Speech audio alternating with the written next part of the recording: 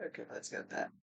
Okay. Oh, fourth seat. I can make a mega sandwich. Actually, I can't make a mega sandwich. I can only make an opposite wheel, which I don't really think I actually want today. Gonna do a surprising thing and not make a sandwich, I think, because red and grey are both interesting to me. The opposite Auren is sort of fun.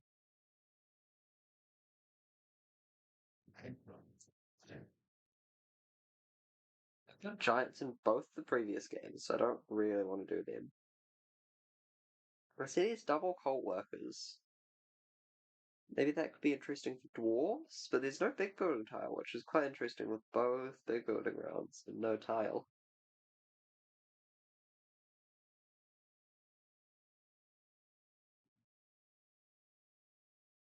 I think I might do dwarves. I haven't seen them on this map.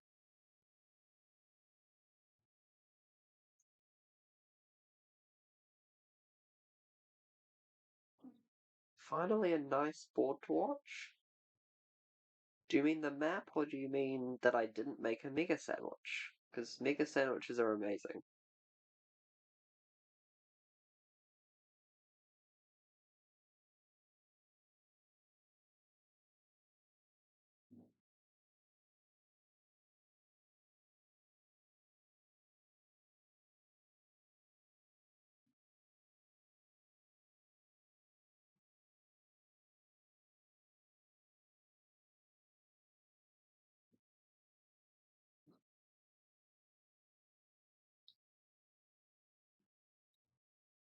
I do kind of agree with Alex. Yeah, I agree with Alex.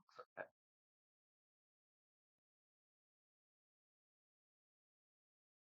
I think Fushi Mishi might only ever put in Fakirs, Alchemists, or Engineers.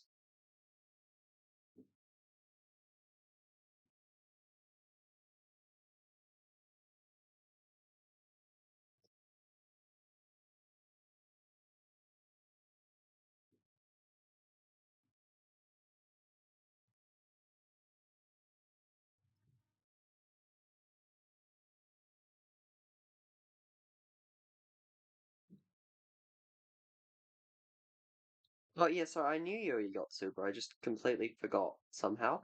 Yes, strong players. This is strong players. Although a lot of the games have actually been pretty strong. There was one game had like one weak player and then other strong players. And I think the other one I played was all pretty strong. I don't know. So we're bidding very fast. I would like to try to figure out the placements, but I don't want to be the really, really slow one in the bidding because that's normally Fushimishi. I think Fakirs are pretty strong on this map just in general, and it's a pretty decent setup for them. Are they getting a leech?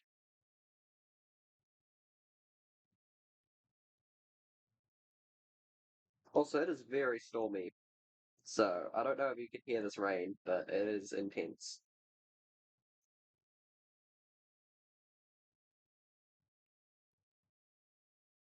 I'm not actually convinced Fakirs are correct at these points, but I would like to focus on where people are placing instead of clicking buttons. So then we probably have C3, D1, E2.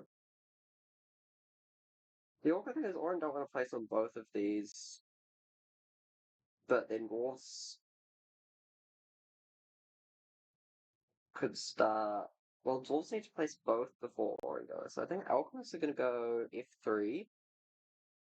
I like two Temple Alchemists on this map, although if they go B3, they get boxed in on C4 potentially, which would be a problem.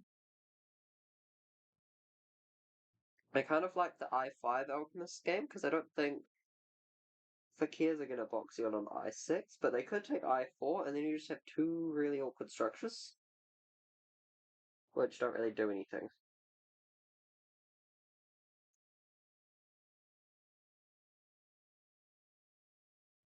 I'm kind of scared because I think Auren and Dwarves can have very solid games potentially. I just am not certain on where everyone's going.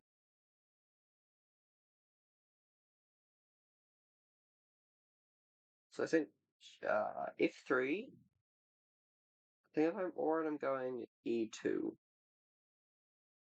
And then C3, G5,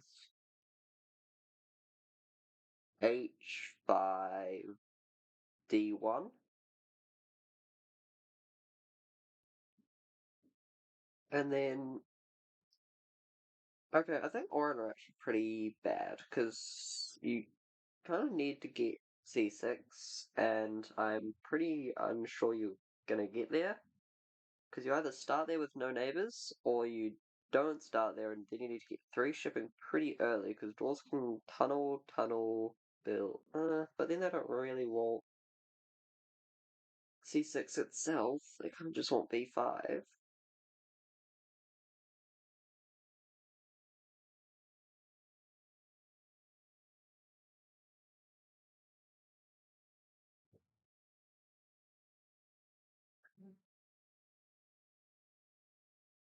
There's no ship scoring.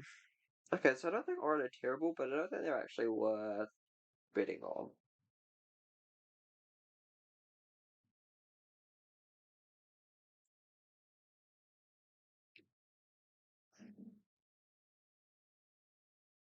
Where's the lich gonna be? Because dwarves are gonna tunnel here pretty early. Dwarves seem to do a lot of early tunneling on this map, I think.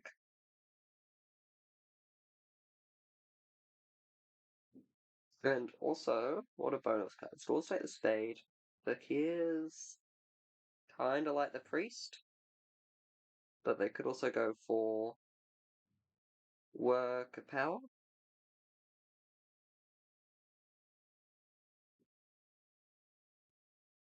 What else do Fakirs have? And then I think Auren can go temp ship, or they could also go spade. No, not spade. Priest or work power, depending on. Okay, so everyone gets something.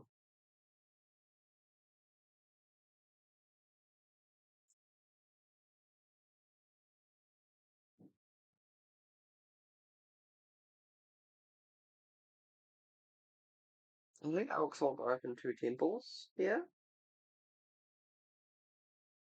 So that will be.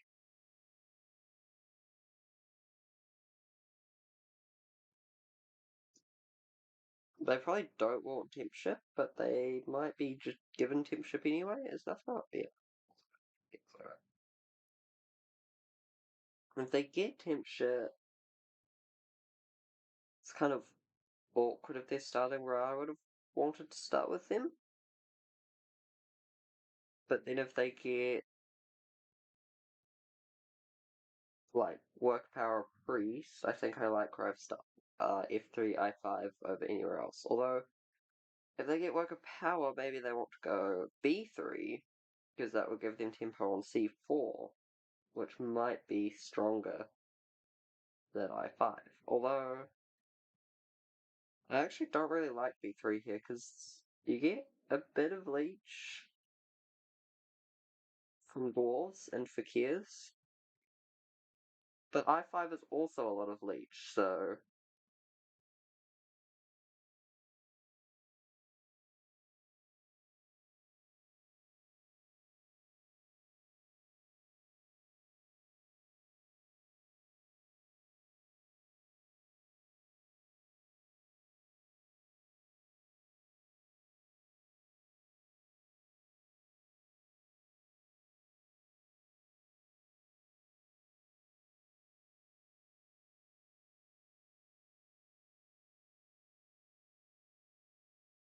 okay, so it looks like there was a bit of a disagreement as to whether Auren or Dwarves was better. I'm pretty happy with my points versus Fakirs, but I'm not sure about compared to Auren or Dwarves.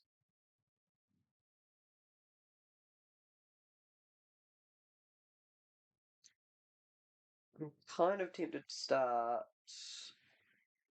I5 first.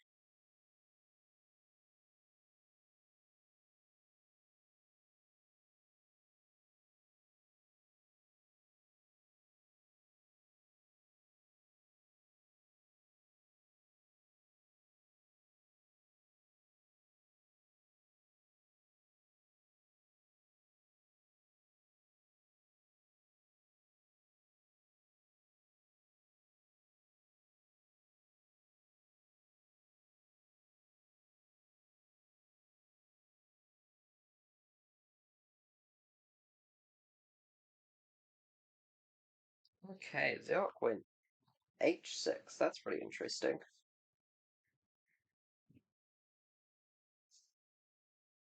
And Fakirs went over on c3. I think I don't care about b3 at all, honestly.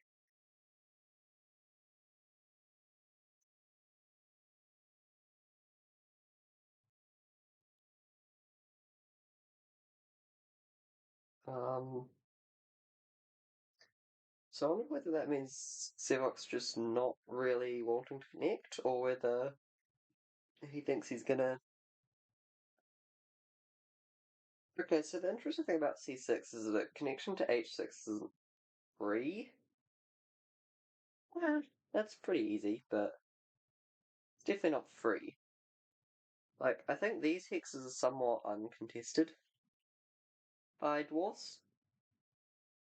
Well, especially now that you've blocked them from getting out onto h6, they don't really have a way to get into this archipelago. And obviously the map sort of balances this by making a lot of the things that dwarves. So, for example, dwarves can tunnel to this stretch, which engineers can't, which makes dwarves and engineers actually both pretty balanced. Because you would think that a map where shipping into this archipelago and dwarves are basically stuck on the west side of the board would actually be really bad for dwarves, but they can access quite a lot of the map from even somewhat boxed in here.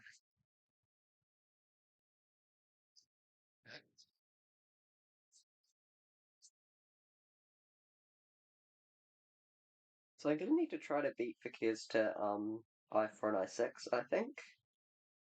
Like, they might want I4 to make a town. Like, neither of these are huge hexes for Fakirs, but they're both hexes that they could easily take. So I4 makes their town a bit easier, and I6 lets them get out with one flat.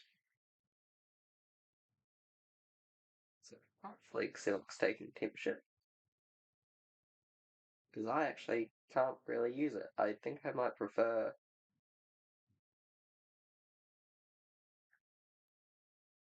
I mean, he doesn't need temperature, but he doesn't need worker power either. He might go coal coins even. So he'll be fine.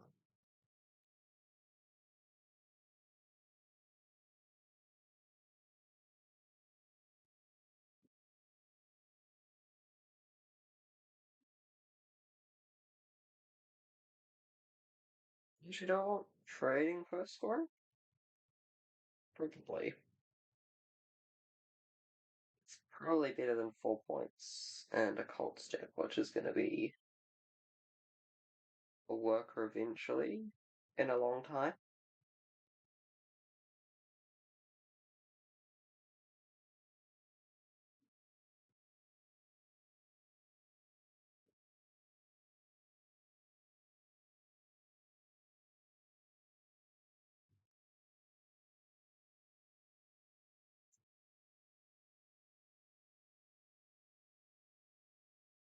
What other options are?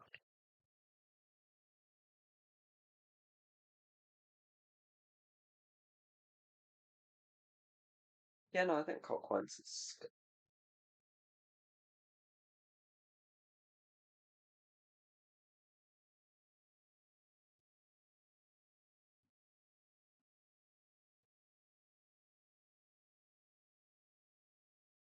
Okay, so I was going for G6.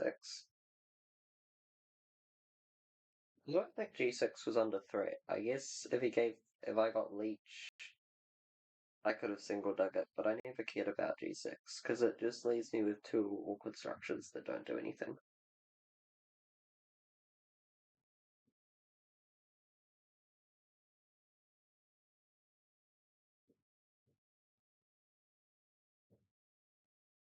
Now, surely Fakirs are upgrading on G5, right? Over C3?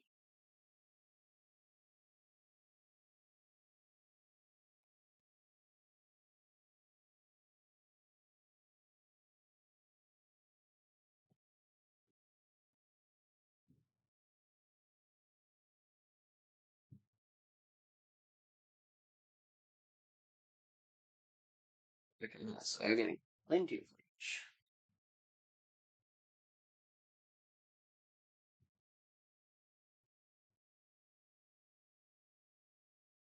Workers action? Oh, but double dig. Huh. Huh.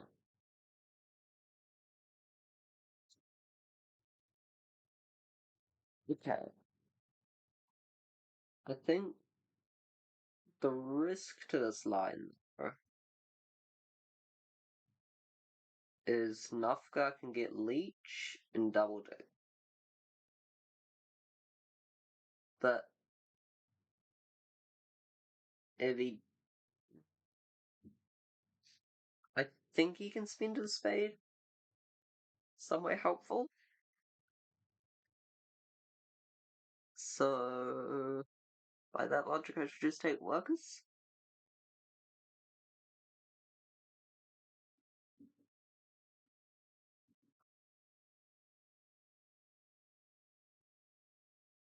Well, if I got double dig, that would be huge.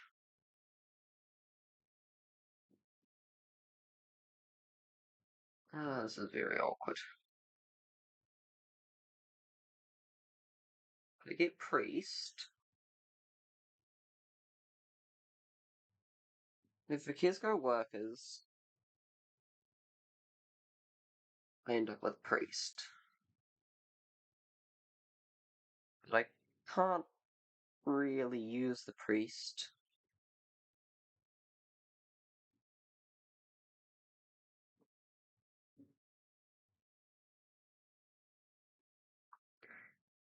I could 5 power priest again, second game in a row with a 5 power priest. But that seems pretty rough. Okay, so workers potentially risk. I think Nafghar will double dig.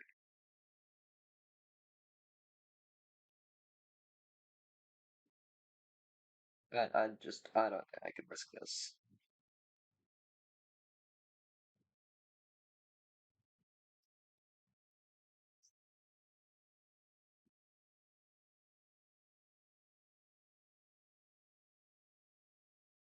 Actually, I'm not going to ask that because he still gets leech for double dig anyway.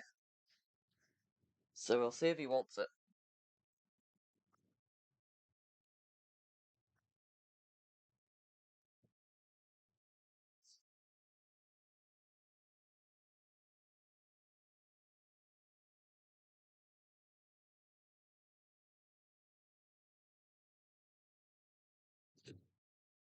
Now I can go 2 temples, Earth 1, Earth 2.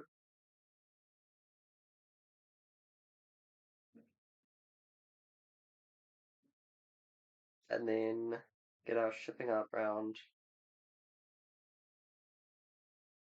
2. Hopefully. But I also want the digs to secure these hexes.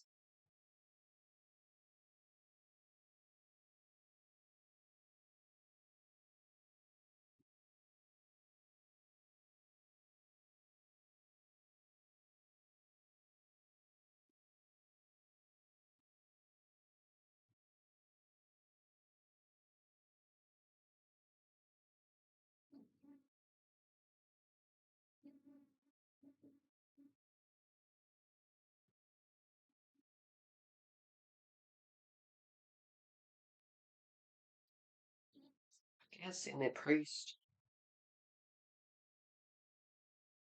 I probably need to double dig now, because otherwise Fakirs are going to get it, and that would be insane.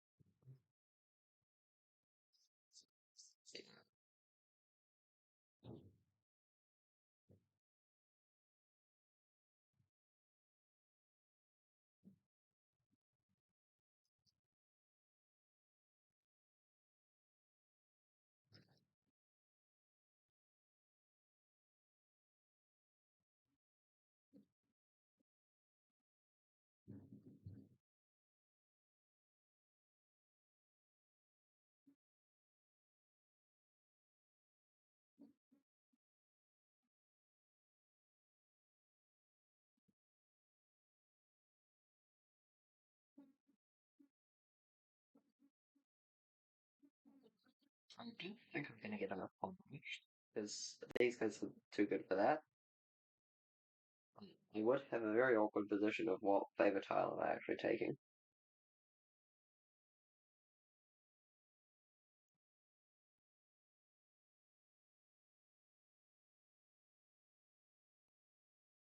Ooh,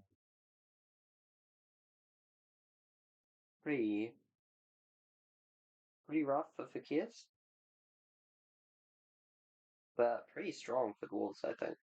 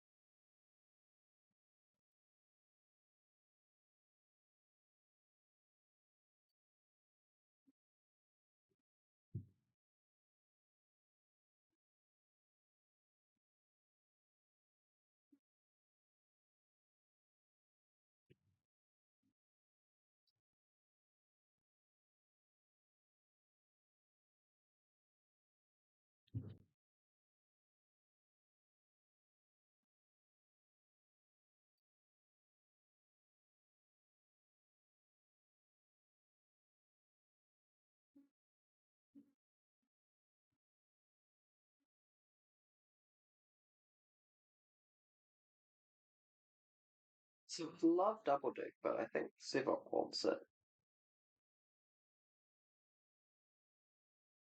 In which case, I'd be stoked if I could get the Dig card.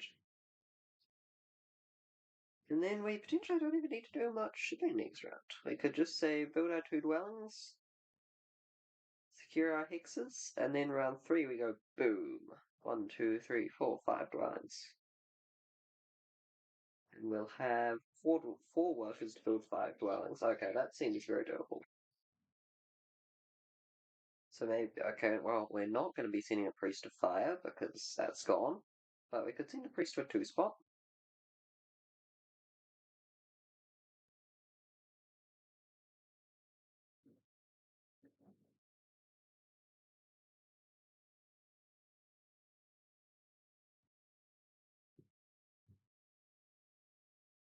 Could even go 2 Priest Air, but I think that's pretty bad. I think a Priest of Water and a Priest of Fire might be what I'm doing with my priests. Although I could save one just to make sure that I don't need a priest action.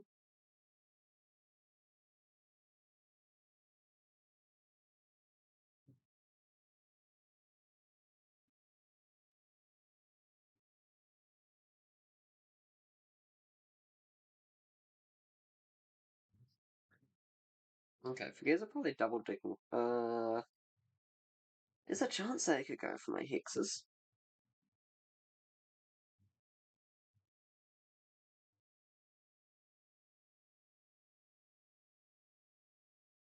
Like, I6 isn't a bad.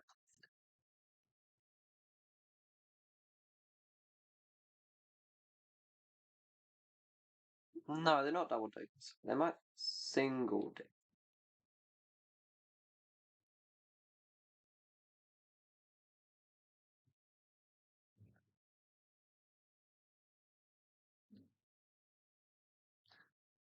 If they'd rather the dwarves spade than pass early.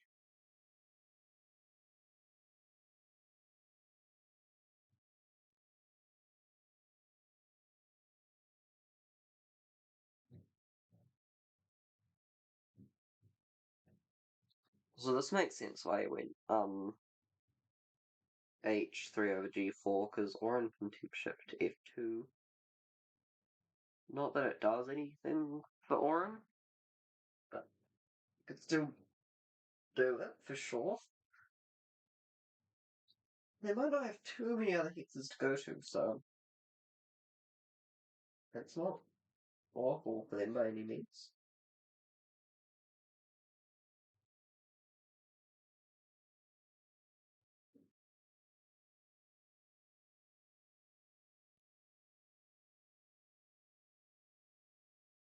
Okay, so constant fire,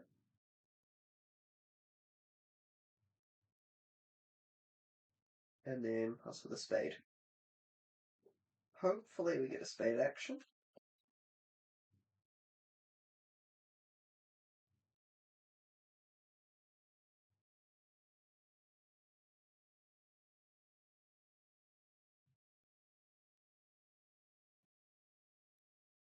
Okay, some good news is I'm pretty sure Fakirs are going to get to the X spot on Air next round, which means they're not going to use their priest for doing some flying to I6 shenanigans to block me, or I4, or just anything that they could do. They can do a lot of annoying things with the priest.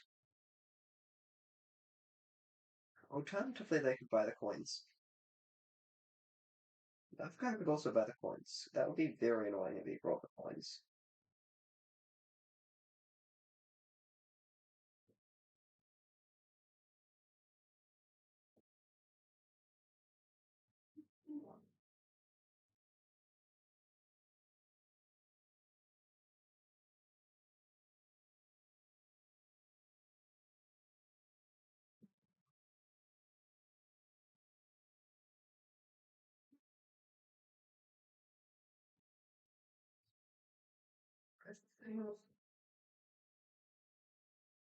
Honestly, he might. It's not that bad for him. But maybe Fakir's thinking about buying the coins now.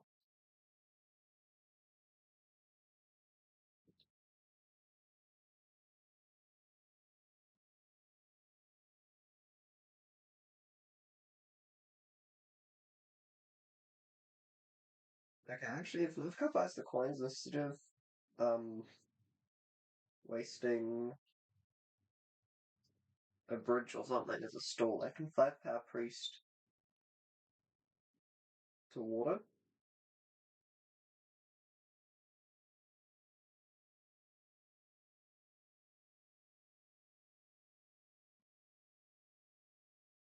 So Fushi passes.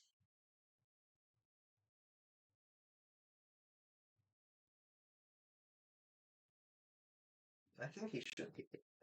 Nice.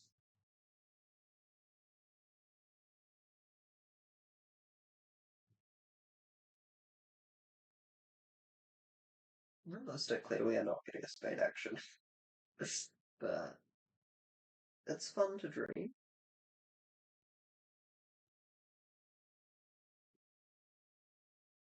This looks really rough for Kias, but they did get some nice priest cults.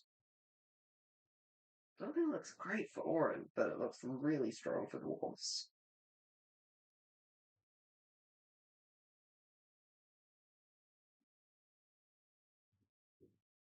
Okay, Auren are cutting Dwarves a little bit.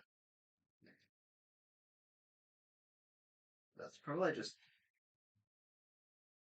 Ooh, and Fakirs are cutting me. So that's going to be interesting.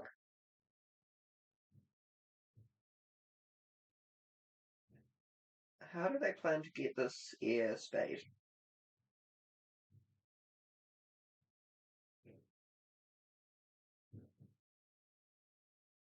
No, and also wait, I can buy the priest and 3 ship to C4.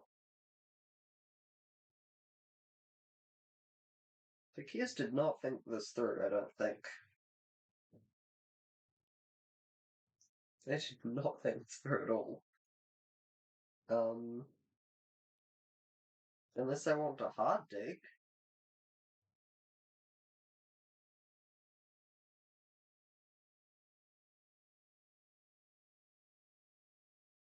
And now suddenly Auren look pretty good.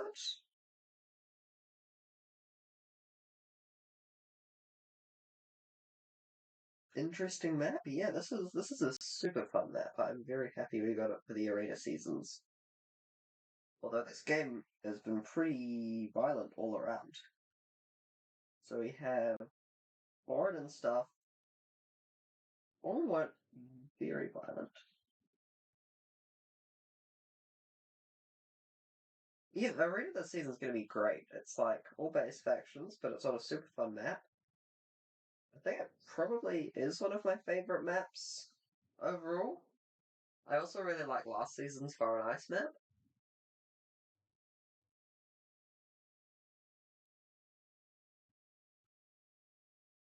So yeah, this game's been pretty violent. Did a pretty slow start, but then they cut Dwarves here, and honestly, they're in a pretty strong position now because they've actually got dwellings out.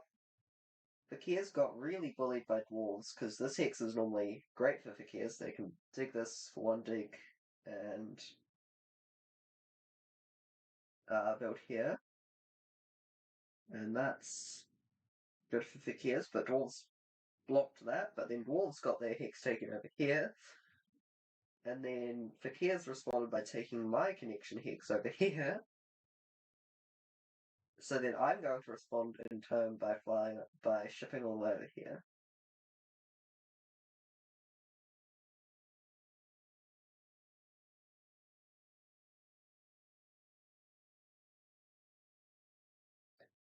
Oh yeah, I know you saw. I don't know how to pronounce it. Soren. Also, I disagree. It's going to be one of the lowest participation seasons ever. And if it is one of the lowest participation seasons ever, that's because the game's just not got that much participation. I think. I mean, the Q2s have been really fast, although potentially that's just because it's early in the season.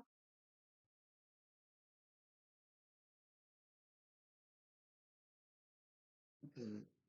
So, I think a new map is actually going to interest people. It's not going to scare people away.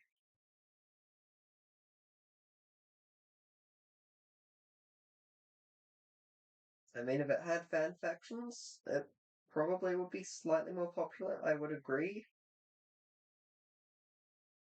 I didn't mind between the two proposals. I just wanted this map.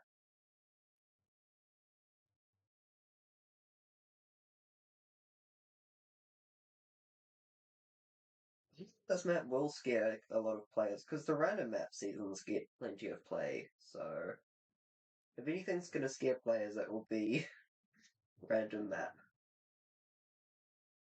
Although a lot of players really like random map for variety, and this map should have.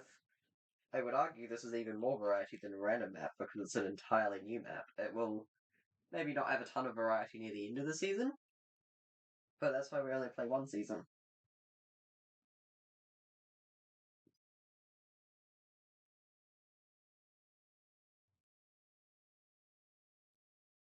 Okay, what happened to my workers action? I probably should have thought about that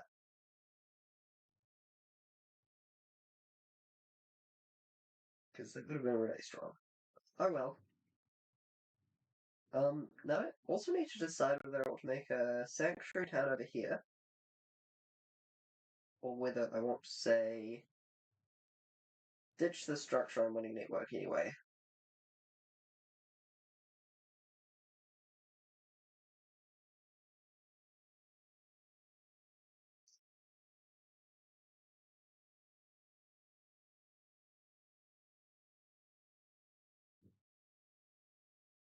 Yeah, I agree. Fan factions are fun. I think I would. Ideally, I'd like a mix. I don't want like seven fan faction seasons in a row, and I don't want seven base faction seasons in a row. I think after two base faction seasons, we should have a fan faction season. Even though honestly, I prefer a Fire and Ice faction season because we need one of those. Those factions are amazing, but people are just scared of them because they. I mean, it is a fair argument. The 100 ELO player on the Dragon Lords that thinks the entire reason to play Dragon Lords is to dig everyone's hexes round one. That's that's not going to be an especially fun game. But at the same time, you can just teach the 100 ELO player that that's not a good way to play the game, and it will be one or two painful games, and then the rest of the season will be great. You can play Giddies and Paradise. Well, like the five factions are great. The five factions are amazing to play at high level tables, and they're really fun to play as well. It's just the problem is there are some. The issue with the five actions is if you don't know how to play them, you can think they'll be really aggressive. Like this game is really aggressive. This like you can be aggressive with a not fire faction.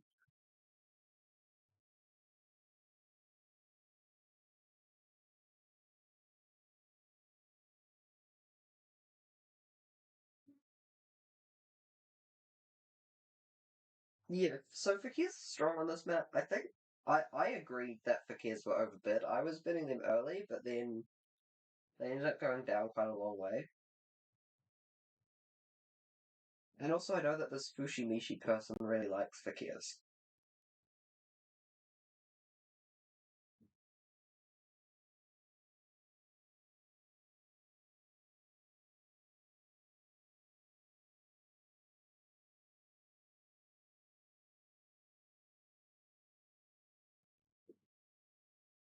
However, I don't think Fakirs are going to be doing too well this game. Just based off what's happened so far.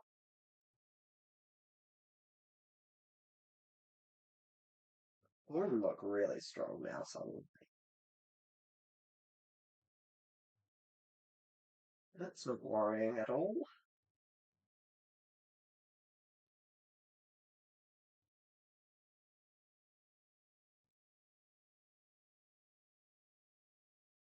I really wish ship scoring was in this game. That would be so. I agree. C4 kills their town. That's why they should have. That's why they should have taken C4 instead of trying to kill my town. Like they kill my connection and they kill a potential town, and it gets him out. I guess is the argument. It gets him out without needing free flight. But now they don't really make a town. Their game looks. I mean, this is a really strong player. I think. I'm wondering whether they just didn't see that I could three ship.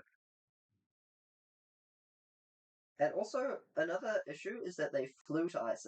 If they had a priest, they could have sent it to air and they would have gotten another spade, basically for free. So they would have had C4, and then they would have had two spades this round instead of one spade. But yeah, 594. This play is very good. I think they probably just missed it. I don't know.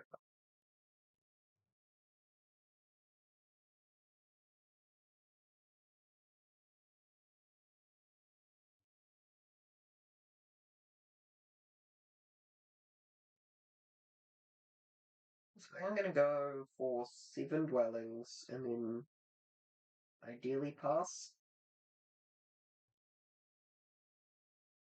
But it's really rough. I saw that these bonus cards were not very high scoring and that they were missing big burden and shipping scoring, and I evaluated that for Auren, and I evaluated that for like Dwarves and Fakirs, and then I still bid Alchemist down to like 20 points, and I forgot that there's gonna be it's gonna be really tough trying to score off these.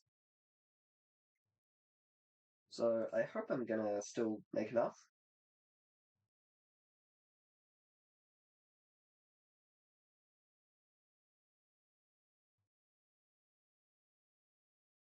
So you seem to really want 3 towns as alchemists, and I'm not sure where the space is for 3 towns.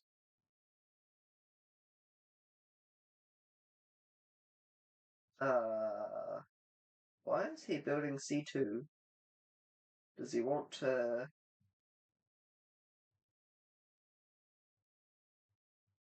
What?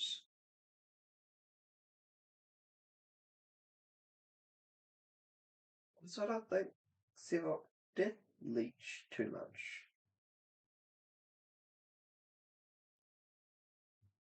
What is this? Um, all the way in round 1. Okay, yeah, round 1.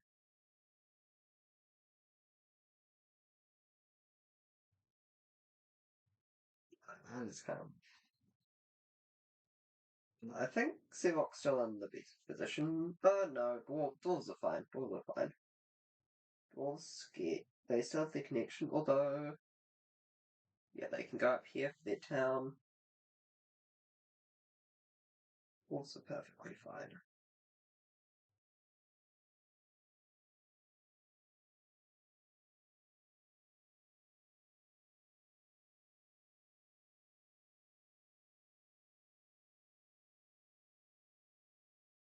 Oh, my friend. Be sitting my priests. Why? I don't know. I want my priests.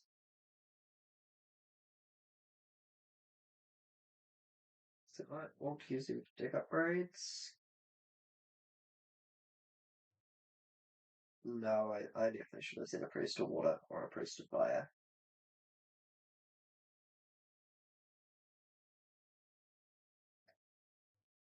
It's unfortunate.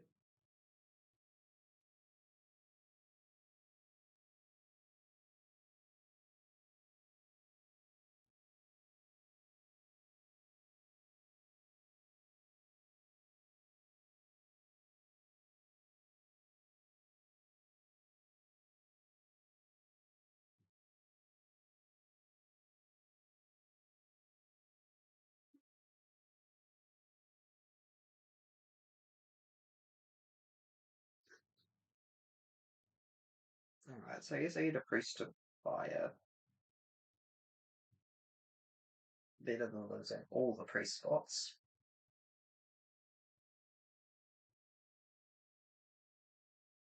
But missing the water priest was definitely a pretty big mistake.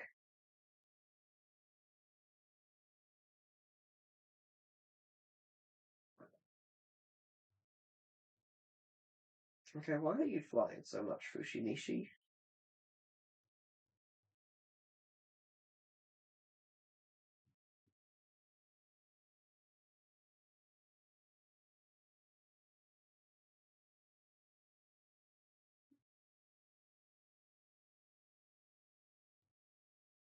The pretty nice thing is I think this area is actually going to stay relatively, like, no one wants it. Ooh, round 3 stronghold. That's cool. Okay, so as I was saying, I think this area is not too under threat, so I can decide how good I think everyone's network's going to be. And if I think I can win network anyway, I can make a sneaky sanctuary town in here. And if I think I need to save my structures in my main area, I can potentially just have a two towns game plan. I don't know if that's going to work with how little points there are in this game.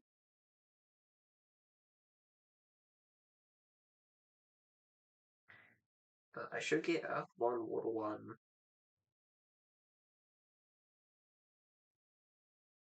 Maybe I can get coins action.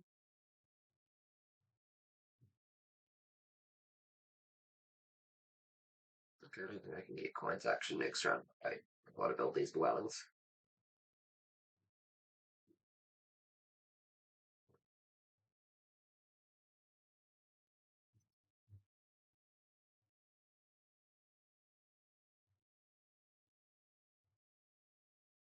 I can also try and do some blocking, maybe.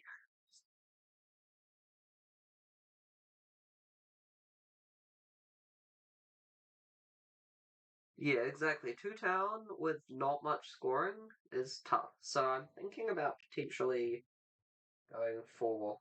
I don't know if there's any. Like, I might want to be looking out for ways to block people. Because I have plenty of resources,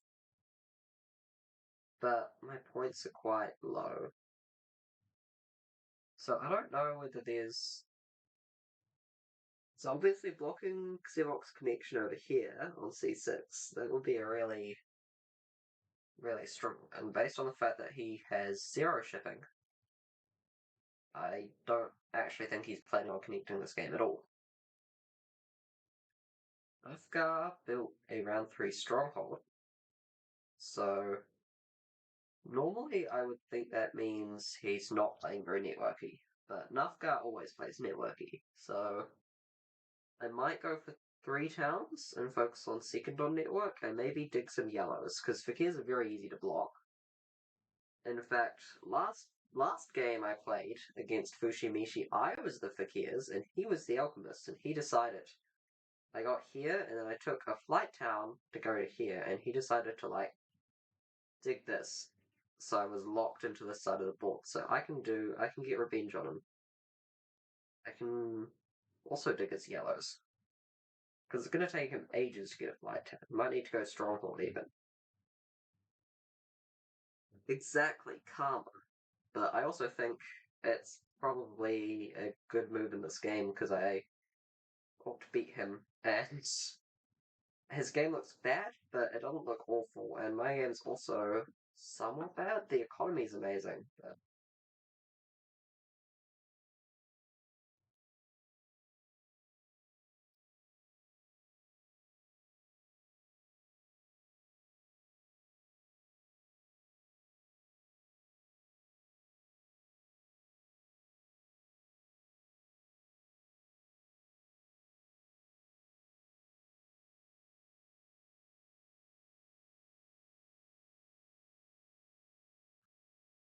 also this theory looks pretty safe right now, but I will need some of these hexes, and dwarves do want most of them, so that's a really nice town for them.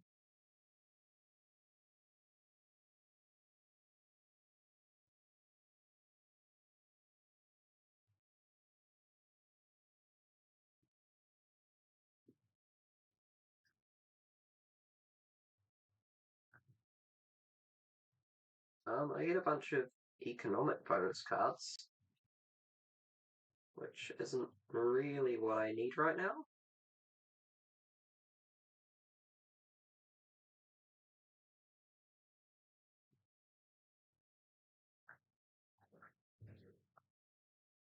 Nah, you'll get back into the game, I think. 10 months, it's a while. I felt lost on my first game from like a week.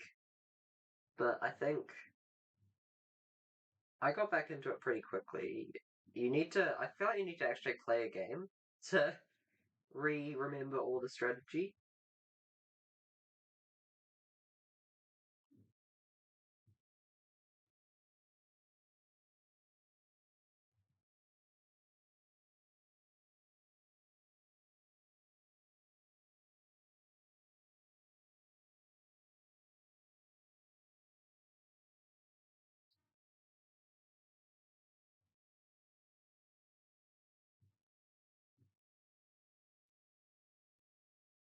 Okay, so Fakir's got coins. I need 10 workers for both my big buildings. I'm just gonna secure Water 1 and convert like a million points to coins.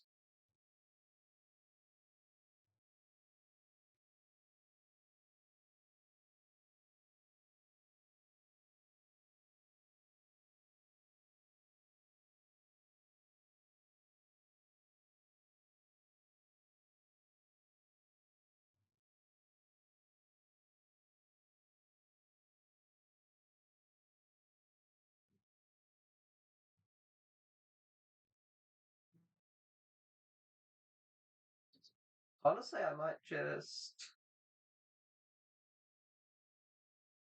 no, don't listen to him. Yotsuma is very, very good at turn-based. He won a team tour season. He likes to just call himself terrible, but he's actually very good. He might be terrible at live games, I don't know.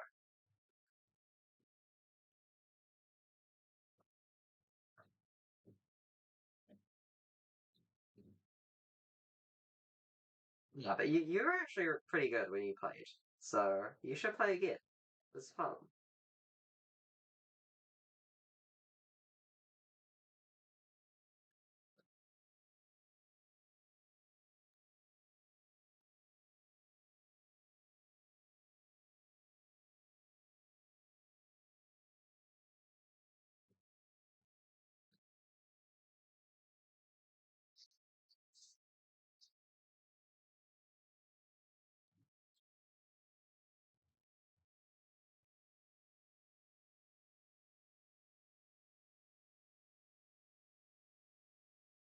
I think we're still converting power to workers instead of power to coins, but I'm kind of tempted to start just full grading points.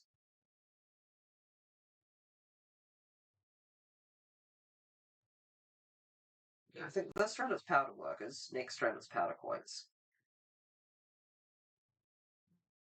Unless I need workers for something. Which I probably realistically always need workers for something. I'm playing Alchemists.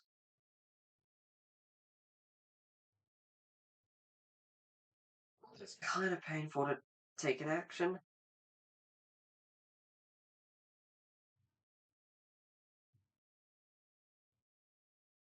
Okay, Nafghar is just green. So,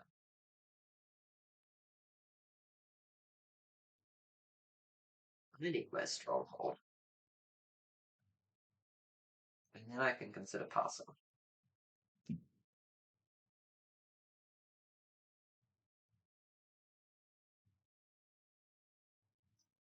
If Blink Scar is still there, I want it. It's probably unlikely to still be there, though.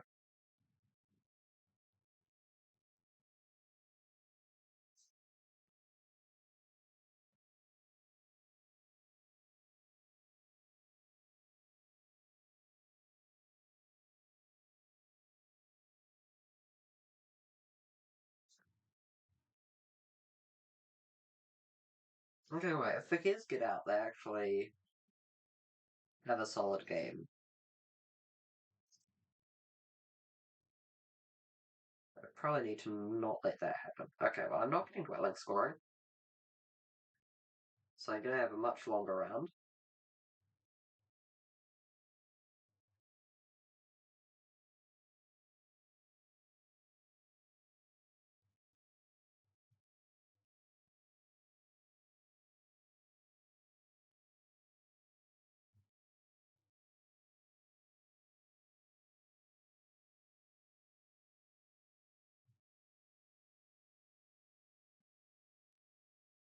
Xevoc looks like he's cooking. He is always cooking. He's Xevoc, but I don't think it's his best game. He's probably not connecting. He doesn't have Water 1. Oh yeah, no, I'm definitely smashing C6. I'm just smashing all of these guys. Like, that's my game plan. My game plan is just kill everyone. I'm just gonna go on a murder rampage. I'm gonna dig every single yellow on the map, and I'm gonna smash C6 and smash everywhere. Nafghar I can't smash. Nafghar's just gonna win, but I mean, I need revenge for I6. I got my revenge on I6 because I managed to sneak C4, but it's not enough. Dwarves are not dig bombing. Dwarves had a dig card. Although I guess it's sort of dig bombing. It's like it's not with upgraded digging, but yeah, they are just greeting the stronghold points.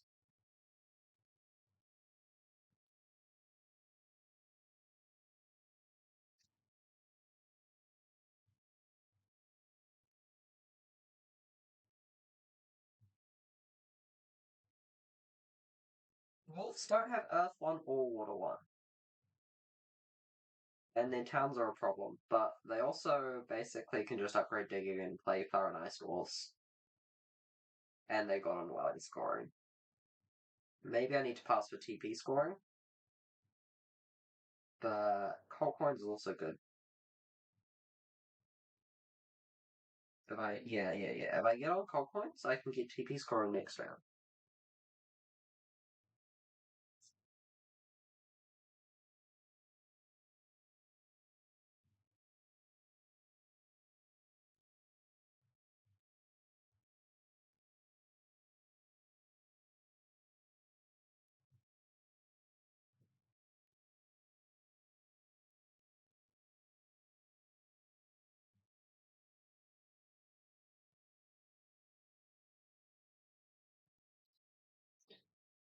Oh, if I had I6, this game would be so good. Because I just have 3 towns, so free, clearly win network.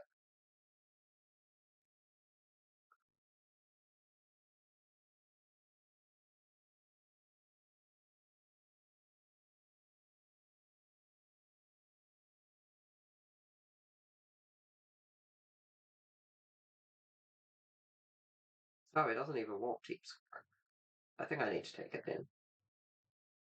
That's a bit sad, because I'd rather have it run 6.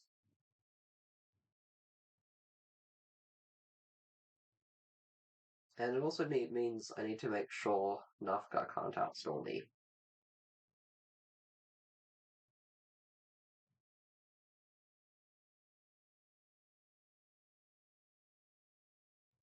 Something I want to be doing, but it's fine.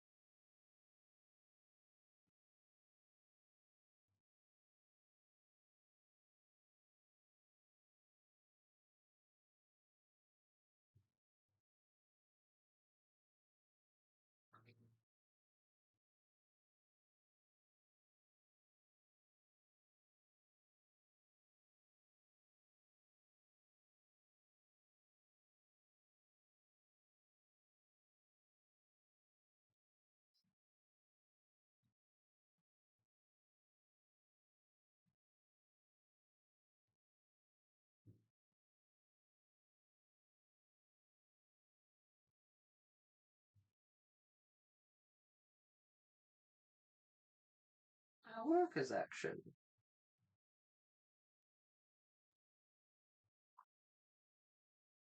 Dwarves don't need VP favor tiles.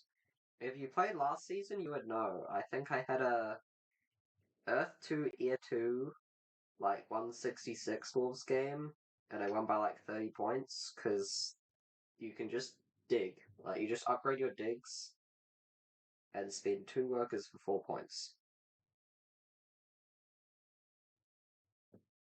They'll struggle versus Auren if you play Dwarves like a regular faction, but they don't need to build anything else this game. They can just build a dwelling, and then upgrade digs and dig everywhere. And print points.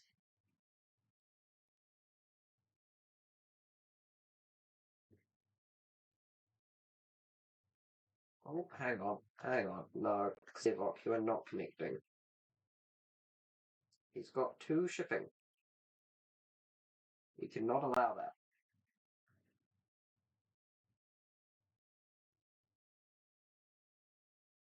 You feel a bit bad, because my whole plan for the rest of this game is just block everyone I can. I think that's kind of the only way this game is remotely decent. Because now I get at least 6 network points. I'm pretty sure I'm getting, like, I might be able to get 18 points and then sneak the Sank Town. If I get 18 network and sneak the Sank Town, uh, we can definitely still win the game, I think. I also want the 1 step up each cult town.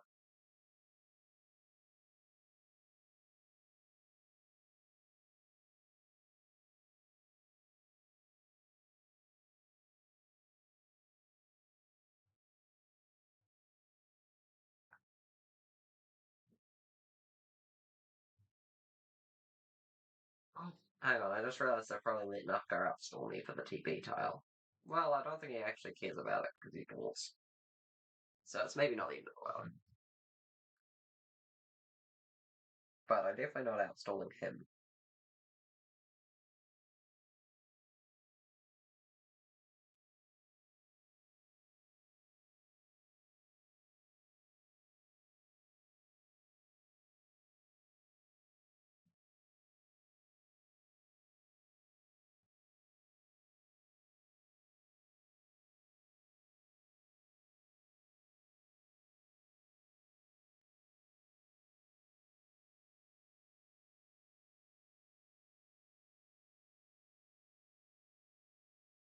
Okay. So, where am I digging? Power dig B6. I think I'm upgrading this, and then I'm digging this, and bridging.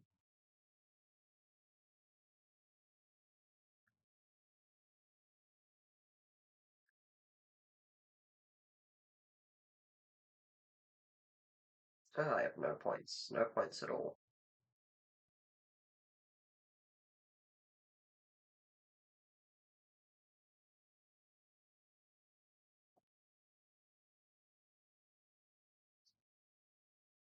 Okay, so I have like 58, 60, no, 59, 63.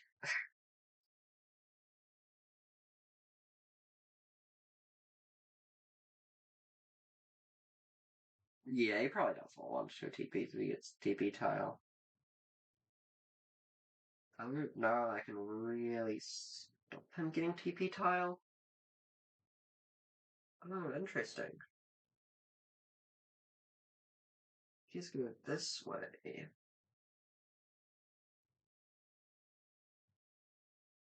Because he knows if I take a flight time, I dig his hexes.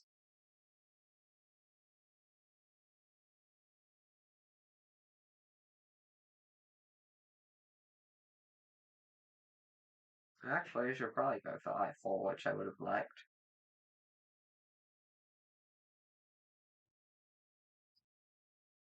Because that would mean that he gets to I2, which he doesn't otherwise get, whereas he's definitely otherwise getting D6.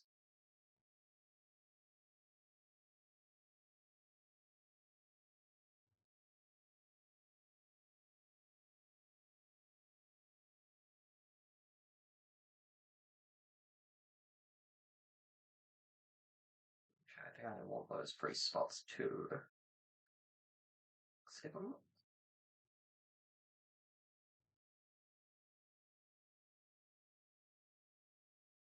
Can I put a 3 panel marker here?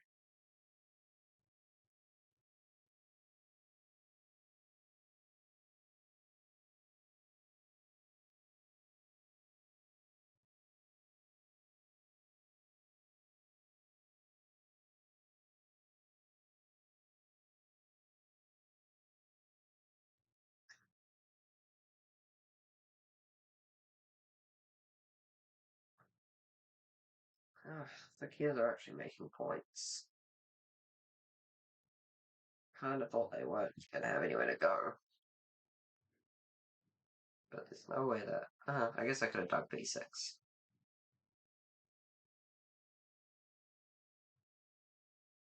Probably should have done that, actually.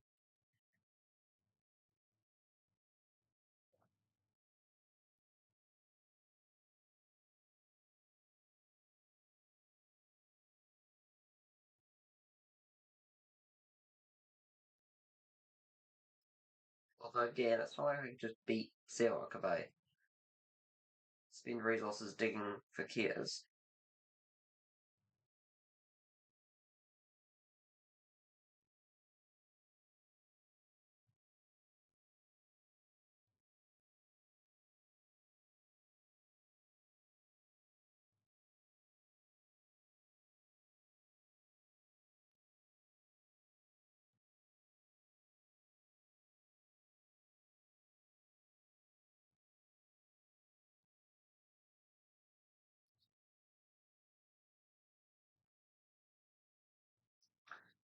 This is pretty rough, but I don't know.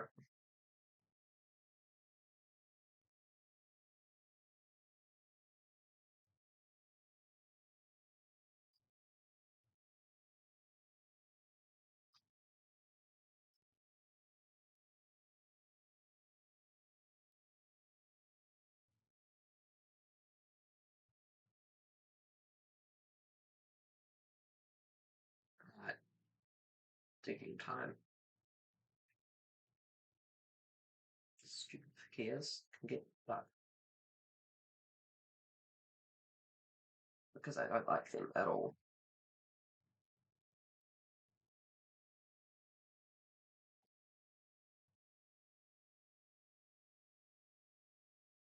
This one's just a block. I don't care about this hex. D6 I will take because I actually won't.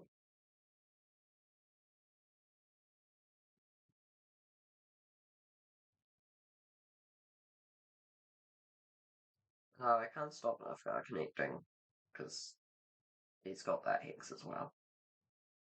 Oh, and I couldn't reach it anyway.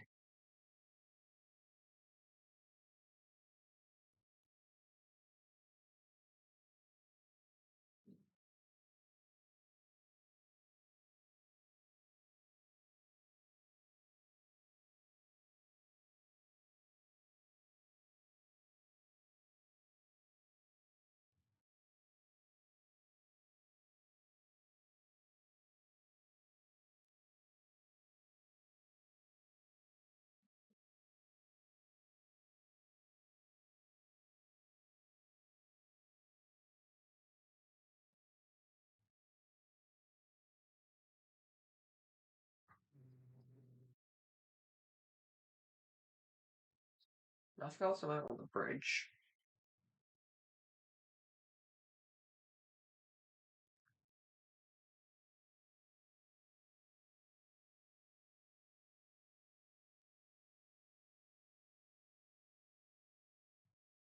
Maybe I can outstall him, actually. Because his workers go down in twos, whereas my workers go down in ones. And I have the power that keeps...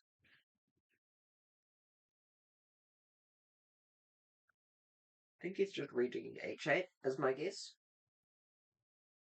Because he gets I11 for free.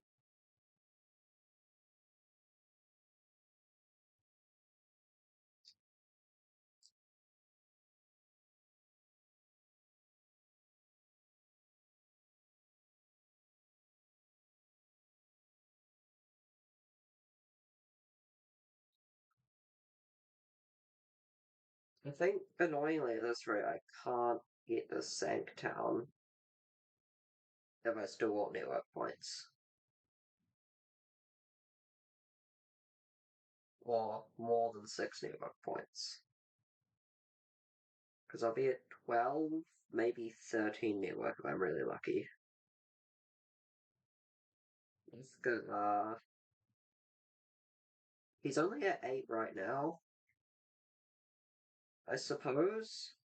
The kids are at 10 with double econ, but they'll be at 11 and they'll be at 12. So they just need to dig next round. But maybe they want TPs. I can just hope for that, I suppose. I can try to stall and make it not clear that I want to go for that town.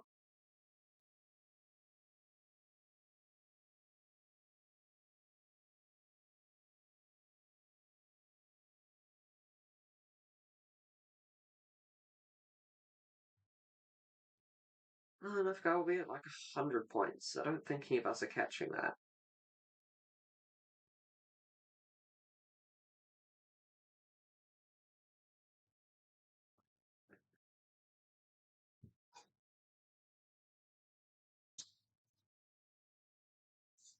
And he's got like 100, but he's also got really solid ways of making more. It's not like he's just stuck at 100. Oh, actually, it might be my turn, and BGA is just not telling me it's my turn.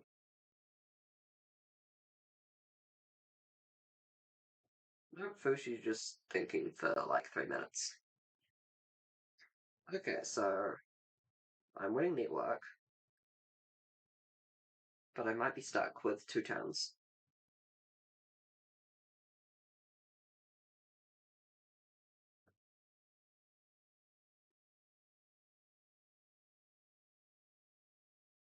Yeah, that's fine. I think I'm sort of sad, but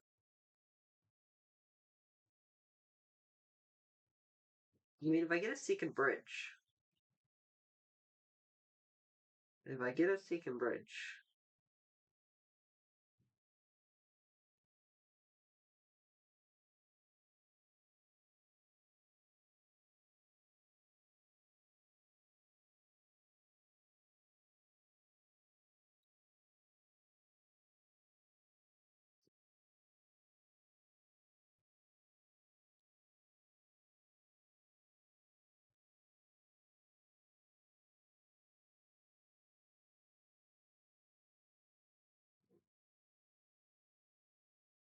I think really this. Hmm.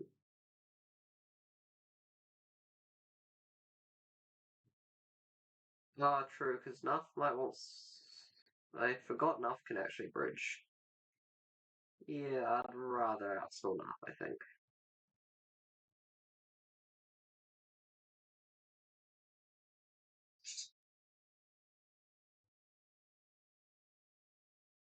I do think I have the stuff for a third town from nothing. I do. And I have an island, but it's really expensive to dig in that area.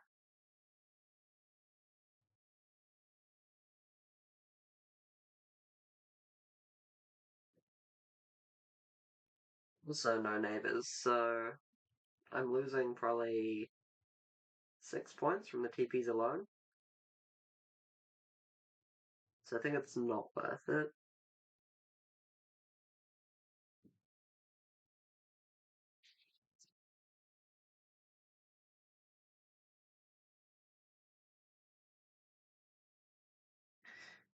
Okay, so one good thing about two town is I can fight the Colts.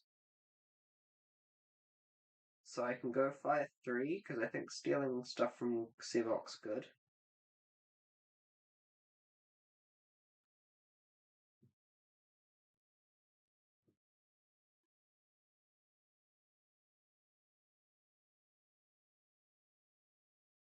Yeah, not only has two actions, right?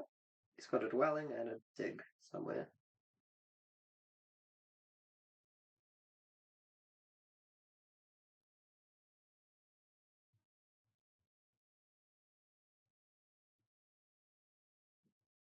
Yeah, he doesn't this town.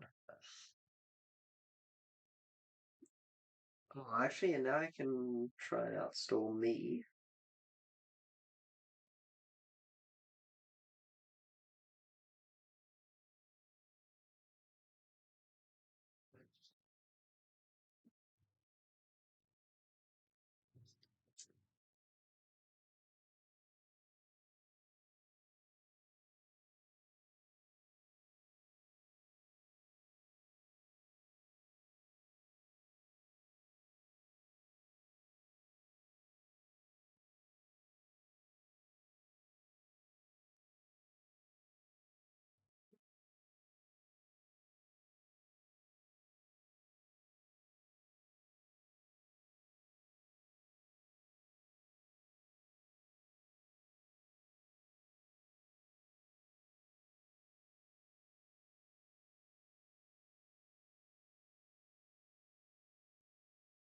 Okay, yeah, so now he passes.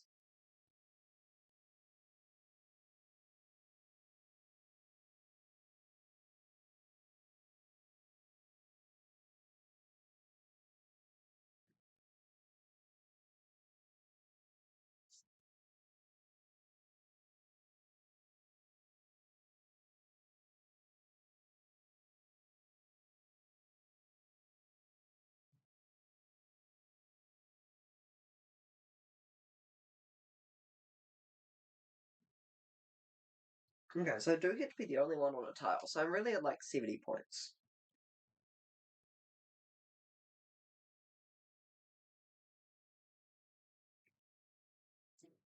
I'm at 70 points. We'll say I have a town coming, but Fakirs are at 87, so if I have, say, 9 points for the town, that's 79, and then I need to have 8 on Fakirs. Although I think the town is probably not that many points.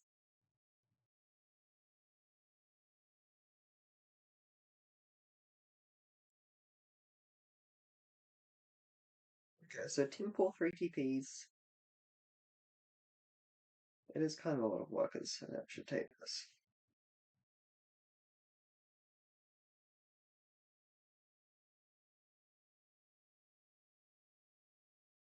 So this is effectively 4 power to save me 3 points, which would be 2 coins worth, because I need to spend 1 extra dig on that dwelling, but it saves me an expensive TP.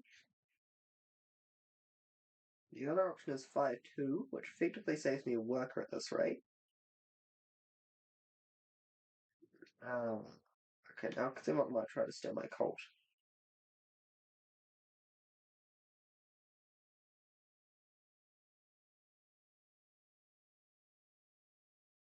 It can't really do anything about that.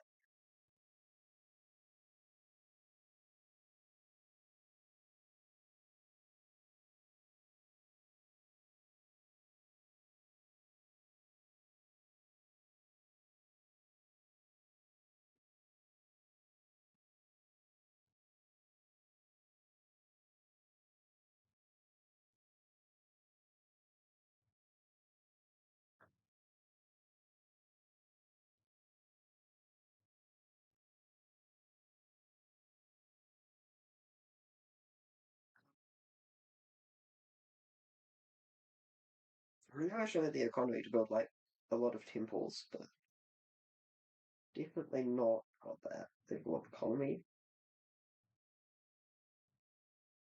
Because the cults are all clogged except for Earth, but Earth is pointless.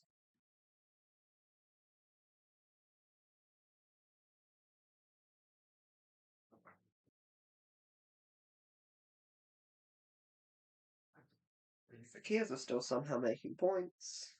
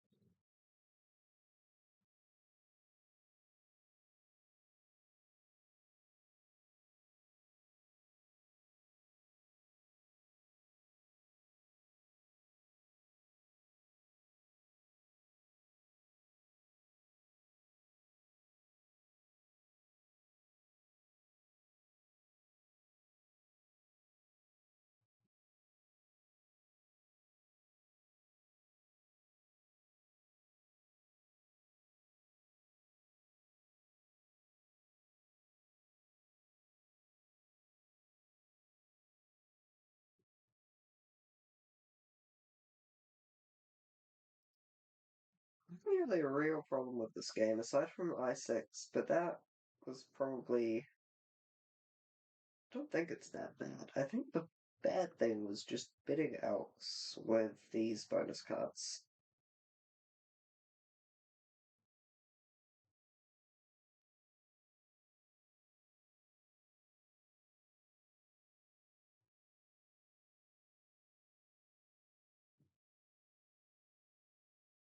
It's just so hard to make anything from those bonus cards.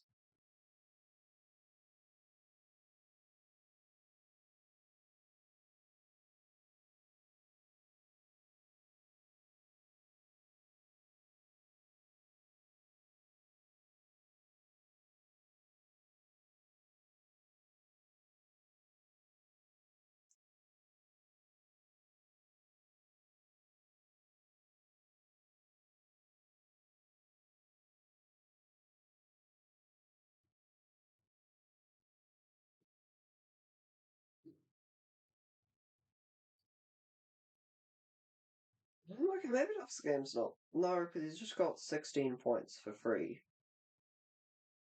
Okay, so his game's actually pretty bad, but all of our games are worse, I think.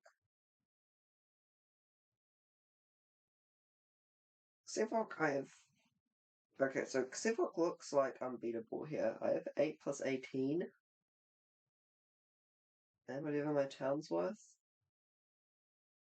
But he's got more TPs. He's got way more TPs.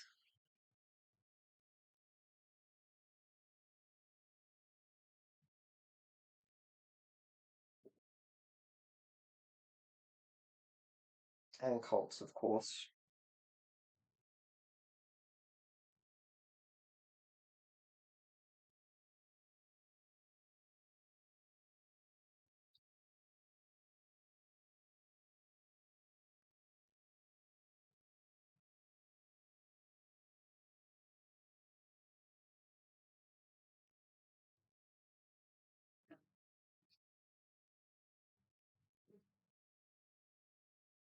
It's actually a pretty close game all round, I think. Although it's weird because we've all got points in different ways. I feel like I'm like maybe 5 points behind everyone else. I'm not sure. It's just a really complicated game to figure out the points with. And okay, wait, Nafghar's like 131, 139, 145 plus a bit more from somewhere. Okay, wait, Xevoc might make a town. Do I need to dig it?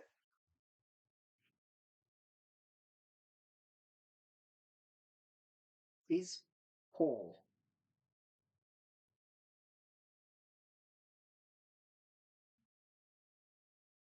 He's got a cult bump. Okay. So he affords it.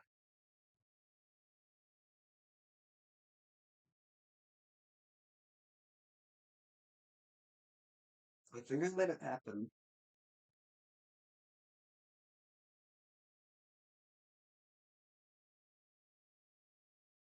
Because it means he only goes for 1 TP, and it means he leaves my cult alone.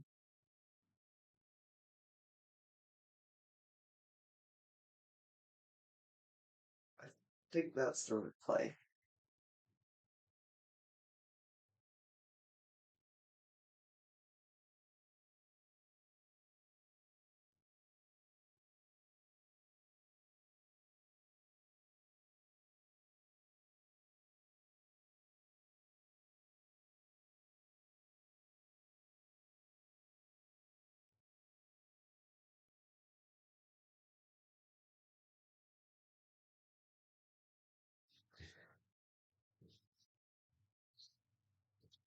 So am I at like, what, 90 points?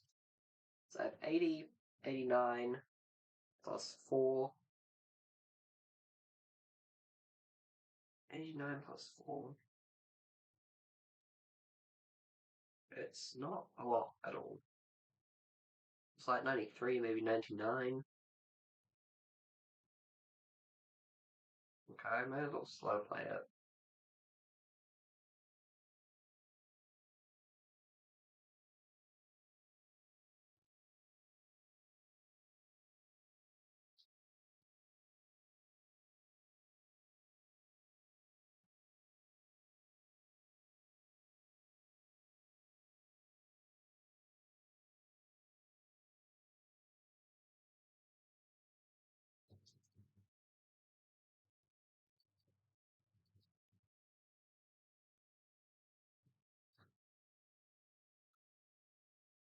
I kind of want to dig this, but I think it means he just steals my cult, and that will be. Or if he doesn't steal my cult, he makes it a lot more annoying to fight it. Because he can just get to space. Well, he can steal it, potentially, but he can't steal it if he wants this town now.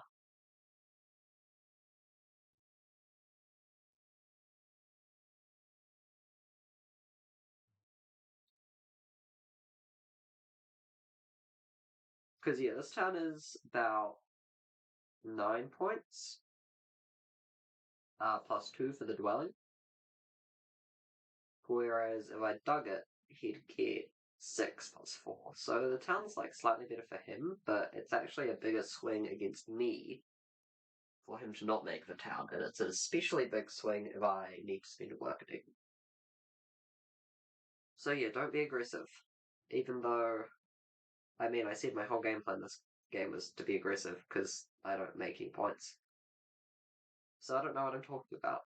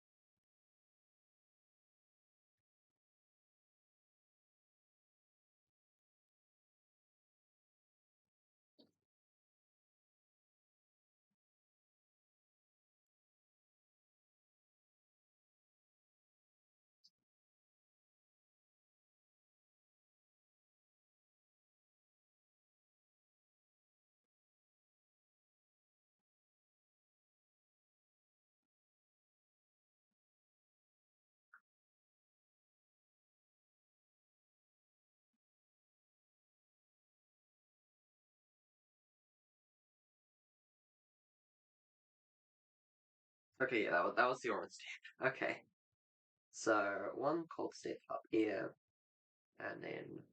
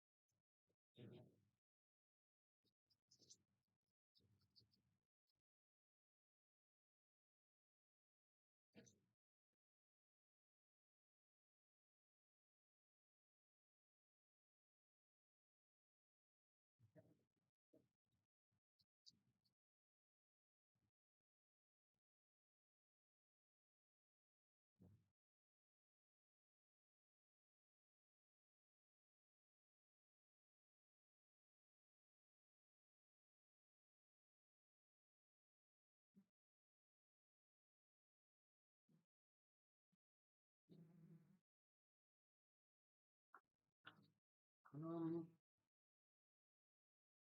what did you decide how I want to fight on the courts?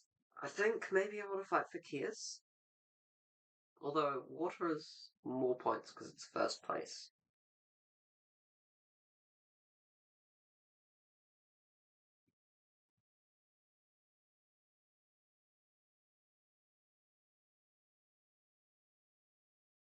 Okay, so single dig's gone, so Fakirs can't do anything on network, so I don't need to get my last dwelling out when I go temple TP.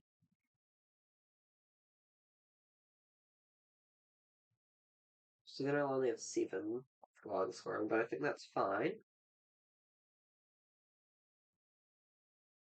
That is so much work. I'm kind of tempted to just not bother this game and say I'm fourth by the way, and then I'll be happy if I beat anyone.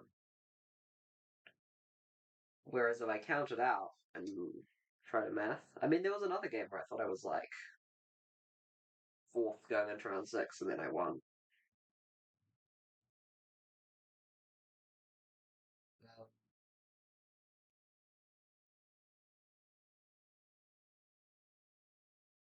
And to beat that,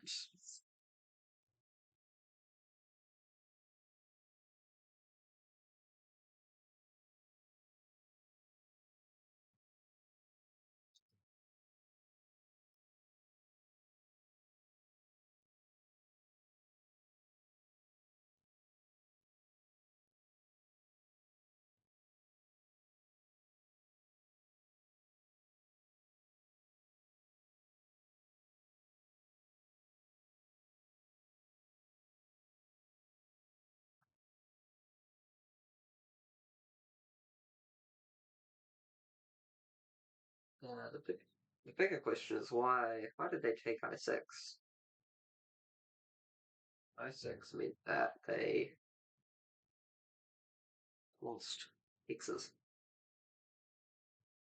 Do I need to send a priest now? Xevoc can't send a priest. Nafghar could send a priest to clog the cult, but that sounds like a mistake. Do more schooling.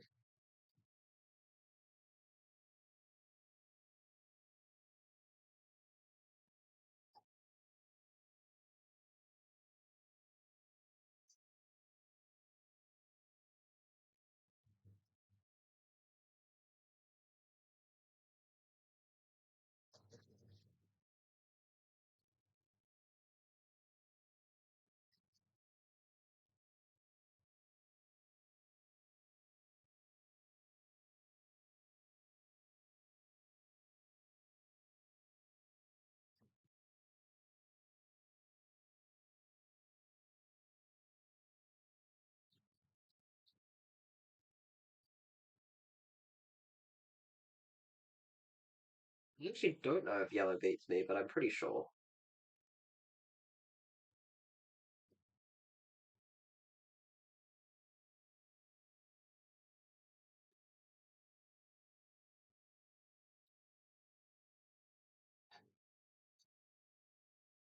Okay, I almost priest to send.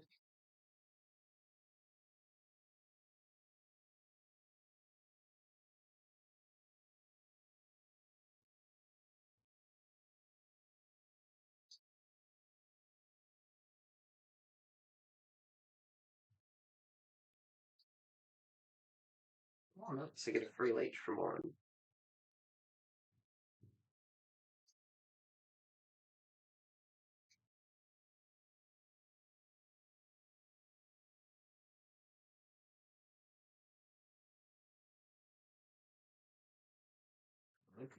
No, I can't buy the priest.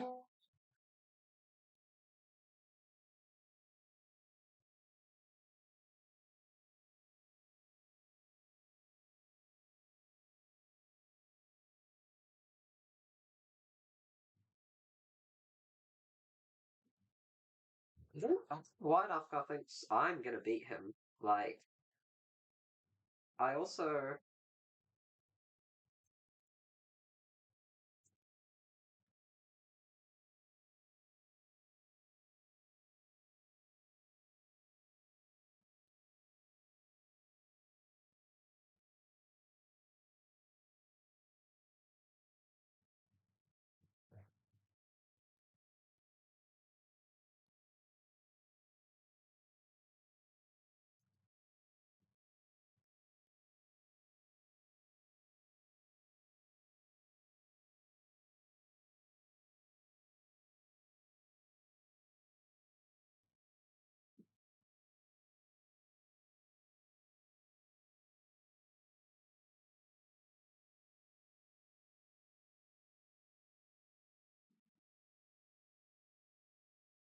Yeah, I don't know if I have much to say on the stream, so if it's a bit boring, I just sit here in silence.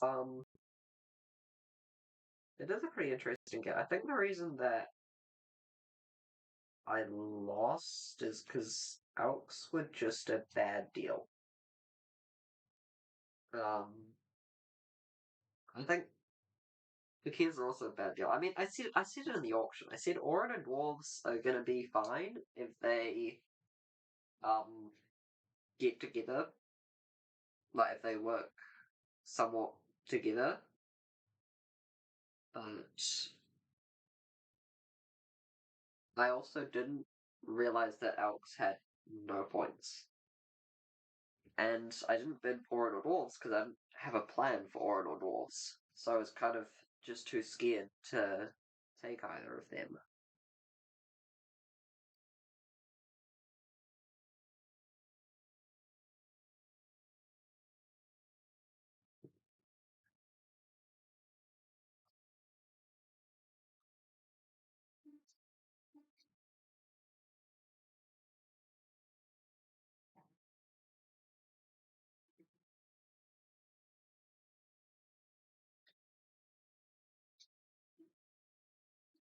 And then I6 happened, and of course I messed with my game a bit.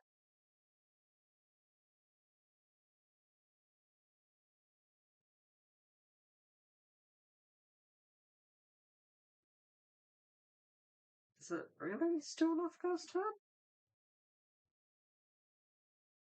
Oh, hi, stream bot. I love talking to the stream bots because I know. Yes, no, it was my turn. Oops.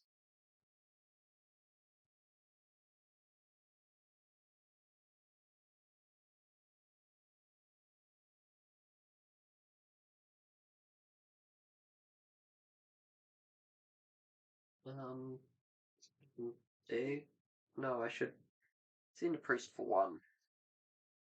Oh, I took the priest. That's rude. In that case, I'm just digging.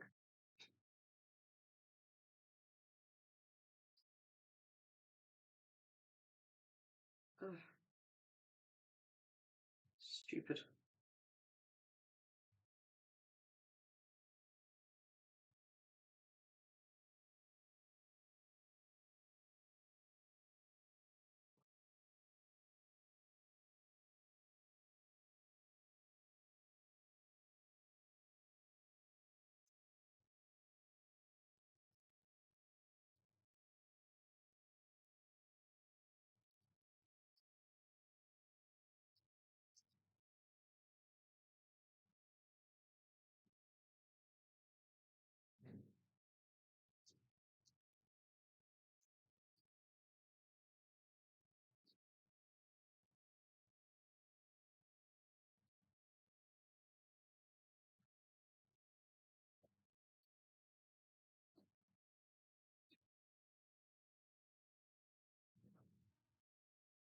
Alright, let's calc Colts versus Auren. So, water, 5 plus 4. Fakirs, upgrade digging. So I have 8, and then they have 8, and then they have. Oh, wait. Do I have Auren?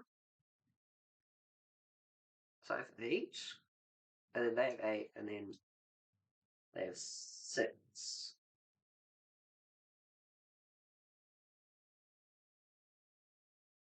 And then I have 9 plus 18 plus 7. So that's 16 plus 18. Oof. I think I want priest down. Maybe I want workers. Actually, do I want workers? Um, no. They don't just have resource points.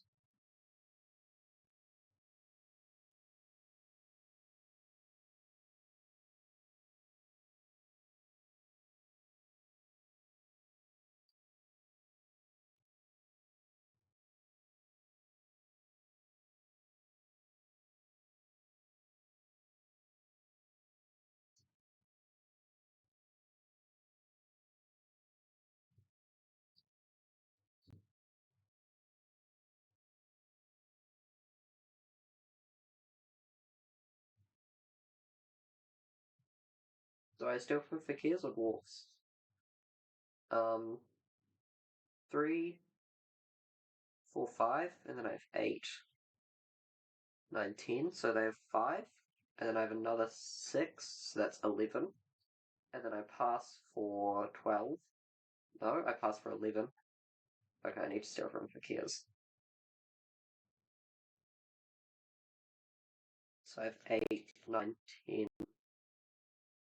Is that 3? So that's 7, and I have 13. I think I have Fakirs by 1.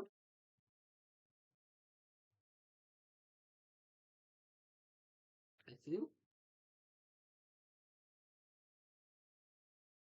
Oh, and actually, Auren have more on me than I realized.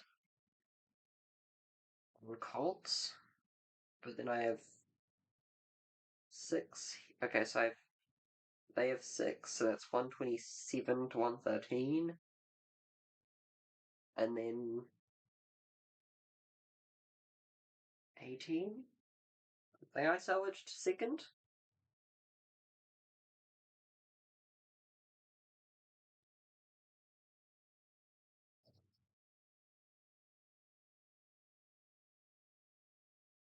Mm.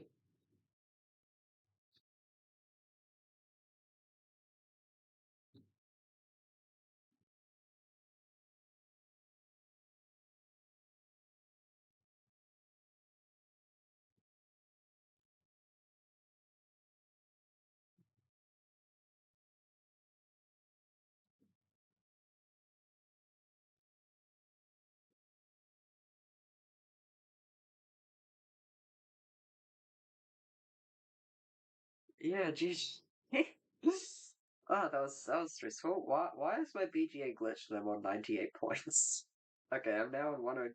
Why is everyone's points going down? What is this BGA glitch? I'm so confused. Everyone's points are going down.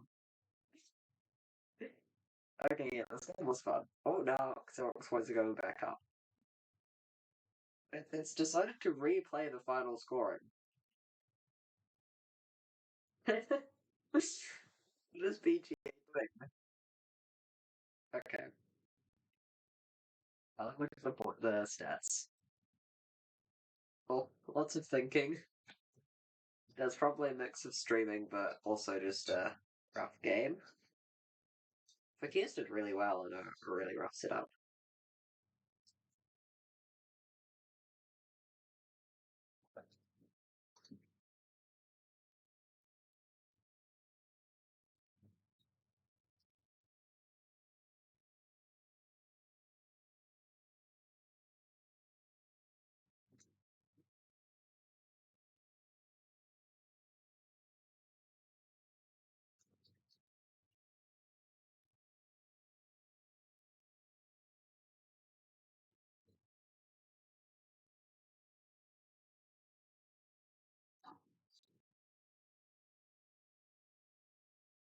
Yeah, that ended up being pretty fun.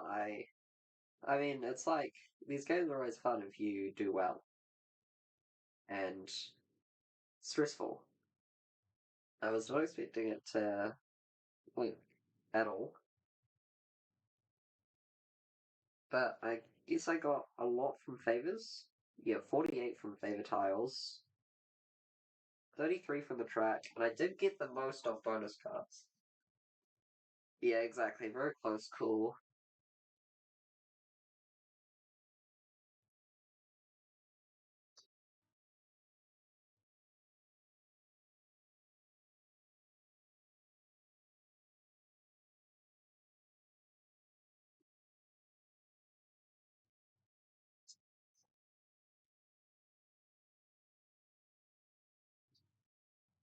Well, that was a interesting game for sure. I'll probably cut the stream now. Yesterday I was able to play two, but I don't think I'll play. Okay, the map compared to base. So I think it's really it's like fjords in that there's a lot of leech, but it's also very aggressive. So it's almost like a cross between fjords and fire and ice. And that fjords, it's like everyone's really friendly, everyone gets a ton of leech. Fire and ice, it's like everyone's really aggressive in shipping, and this is almost like half and half because it's there's a lot of aggressive hexes on the land, which is actually quite unique. There's not a lot of digging through landlocked areas,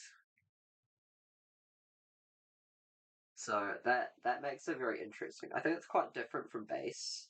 It might be the most similar to Fire and Ice in that it's quite aggressive, but Fire and Ice doesn't. Fire and Ice always has like crazy leech around 1 and 2, and then none for the rest of the game, whereas this is just pretty high leech for the whole game. So you can afford to take Earth 1, but at the same time you also often need to do lots of shipping, so you maybe can't afford to go Earth 1 somewhat early. Obviously, Fakirs went double econ here, I went double econ in my Fakirs game. So it's a super interesting map. Um, and it's also really well balanced, I think. All factions feel quite good, because it was designed by, like, I don't know if you know this, it was designed by Fruity Harris, who's like an expert player. I don't know if he's played this season. He'll probably get around to playing some games this season, but he should be somewhere up here because he's really good. Um, so it was a map designed by like an expert player. So there was a lot of understanding of the game that went into this. So all the factions feel really good on the map, I think. And he's done a good job of balancing it. So cultists and darklings aren't actually that strong. They're probably still the strongest factions, but like cultists, darklings, engineers, swarmlings all have their own ways that the map makes their games actually surprisingly tough. So they're all actually quite fun to play. Whereas on other maps they're sort of just boring, in my opinion. Like for example, the blacks, the digging is really awful, but shipping is really good, so that makes alchemists and darklings pretty close together in terms of strength actually. And likewise, the browns, the islands over here are really good for Brown's expansion. So that actually favors halflings, because halflings can just abandon a structure here and build stuff on the islands and make a bunch of points, whereas cultists sort of want the leech and they want the cult steps. And likewise, I think earlier I was talking about how the dwarves, although it might look really bad with this shipping thing, they can like tunnel in through here through like a bunch of triple digs, which is really clever. So that's a way of making dwarves have quite a lot more opportunities that engineers don't have. And swarmlings, lastly, I think all the blues are very well set up for water towns to make mermaids solid. But then the map is just very hostile to blue if you don't have water towns. So I don't think it was designed with fan factions in mind. Although wisps are actually fine because they can do wisps things and get digs. Although I don't know about Atlanteans. I don't think I've ever seen an Atlanteans game on this map, to be honest. But yeah, so it's really interesting how they balanced super strong factions. But I'll stop yapping. Yeah. Thanks for the compliments on the stream.